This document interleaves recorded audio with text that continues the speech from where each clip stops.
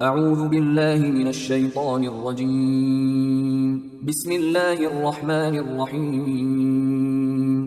سورہ بقرہ آیات نمبر 219 تا 223 میں شراب و جوا، یتیموں اور حیض کے بارے میں لوگوں کی طرف سے رسول اللہ صلی اللہ علیہ وآلہ وسلم سے پوچھے گئے سوالوں کے اللہ کی طرف سے جواب، نیز مشرک مردوں اور مشرک عورتوں سے نکاح پر پابندی کی ہدایت ہے۔ اعوذ باللہ من الشیطان الرجیم یسألونک عن الخمر والمیسر۔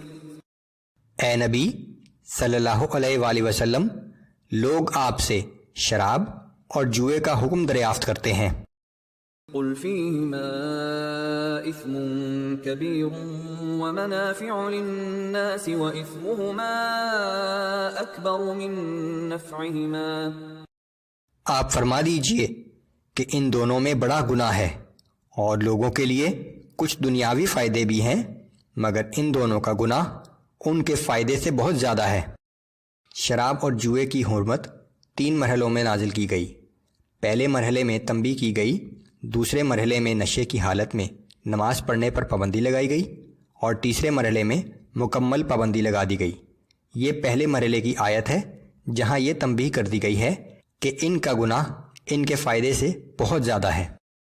وَيَسْأَلُونَكَ مَاذَا يُنْفِقُونَ قُلِ الْعَفْوَ كَذَلِكَ يُبَيِّنُ اللَّهُ لَكُمُ الْآيَاتِ لَعَلَّكُمْ تَتَفَكَّرُونَ فِي الدُّنْيَا وَالْآخِرَةِ۔ اور لوگ آپ سے یہ بھی پوچھتے ہیں کہ اللہ کی راہ میں کیا خیرات کریں۔ آپ فرما دیجئے کہ جو مال بھی ضرورت سے زیادہ ہے، اللہ تعالیٰ اس طرح تمہارے لیے اپنے احکام کھول کھول کر بیان فرماتا ہے تاکہ تم دنیا اور آخرت کے معاملات میں غور و فکر کرو۔ یہ ترغیب زکوٰۃ کے علاوہ ہے جو کہ لازمی اور فرض ہے۔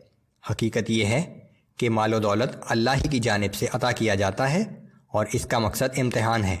انسان کو یہ اختیار دیا گیا ہے کہ اس میں سے جتنا چاہے اس چند روزہ دنیا کی آسائشیں حاصل کرنے کے لیے صرف کر لے، اور جتنا چاہے آخرت کی ہمیشہ ہمیشہ زندگی کی نعمتیں حاصل کرنے کے لیے اللہ کی راہ میں صدقہ و خیرات کے طور پر صرف کرے۔ وَيَسْأَلُونَكَ عَنِ الْيَتَامَى قُلْ إِصْلَاحٌ لَهُمْ خَيْرٌ۔ اور آپ سے یتیموں کے بارے میں پوچھتے ہیں، آپ فرما دیجئے کہ ان کے معاملات کی اصلاح کرنا بہت بہتر ہے۔ وَإِن تُخَالِطُوهُمْ فَإِخْوَانُكُمْ وَاللَّهُ يَعْلَمُ الْمُفْسِدَ مِنَ الْمُصْلِحِ۔ اور اگر تم ان کے خرچ کو اپنے ساتھ ملا لو تو وہ بھی تمہارے بھائی ہیں، اور اللہ خوب جانتا ہے کہ خرابی کرنے والا کون ہے اور بھلائی کرنے والا کون ہے۔ وَلَوْ شَاءَ اللَّهُ لَأَعْنَتَكُمْ إِنَّ اللَّهَ عَزِيزٌ حَكِيمٌ۔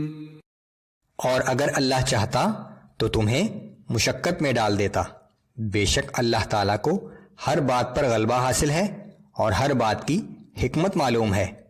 اگر یہ حکم دیا جاتا کہ جو یتیم تمہارے ساتھ رہتے ہیں ان کا خرچ کا حساب بالکل الگ رکھو تو یقیناً یہ حکم تمہیں مشقت میں ڈال دیتا۔ وَلَا تَنكِحُوا الْمُشْرِكَاتِ حَتَّى يُؤْمِنَّ وَلَأَمَةٌ مُؤْمِنَةٌ خَيْرٌ مِّن مُّشْرِكَةٍ وَلَوْ أَعْجَبَتْكُمْ۔ اور جب تک مشرک عورتیں ایمان نہ لے آئیں ان کے ساتھ نکاح مت کرو، بے شک مسلمان لونڈی مشرک آزاد عورت سے بہتر ہے، خواہ وہ تمہیں بھلی ہی لگے۔ وَلَا تُنكِحُوا الْمُشْرِكِينَ حَتَّى يُؤْمِنُوا وَلَعَبْدٌ مُؤْمِنٌ خَيْرٌ مِّن مُّشْرِكٍ وَلَوْ أَعْجَبَكُمْ۔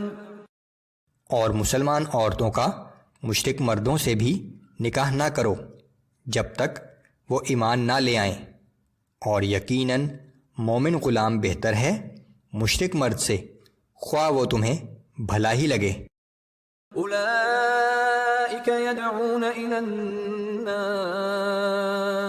واللہ یدعو الی الجنة والمغفرة بإذنہ وَيُبَيِّنُ آيَاتِهِ لِلنَّاسِ لَعَلَّهُمْ يَتَذَكَّرُونَ۔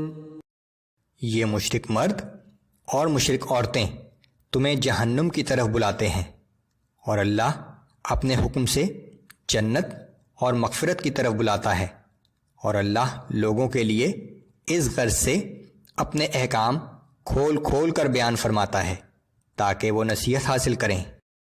وَيَسْأَلُونَكَ عَنِ الْمَحِيضِ اور لوگ آپ سے حیض کے بارے میں سوال کرتے ہیں۔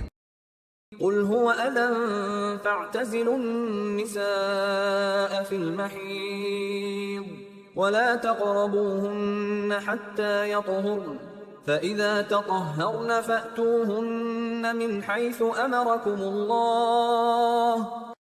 آپ فرما دیجئے کہ وہ تکلیف دہ اور ناپاک چیز ہے، لہٰذا تم حیض کے دنوں میں عورتوں سے کنارہ کش رہا کرو، اور جب تک وہ پاک نہ ہو جائیں ان سے قربت نہ کرو، اور جب وہ خوب پاک ہو جائیں تو ان سے قربت اختیار کرو جیسے اللہ نے اجازت عطا کی ہے۔